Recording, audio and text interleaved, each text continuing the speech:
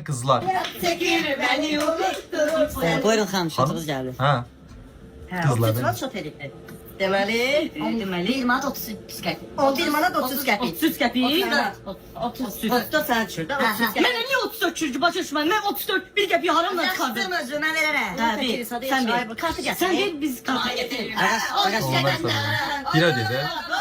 Şu dəqiqə Mən ödəyəcəm, mən ödəyəcəm. Bir dəqiqə dayan, qardaşım. Bir dəqiqə də mən ödəyəcəm. Yox. Mən nitdə otururum. Biraz şota baxıram. Bir dəqiqə nə yazıb o? Asfalt nazaptan.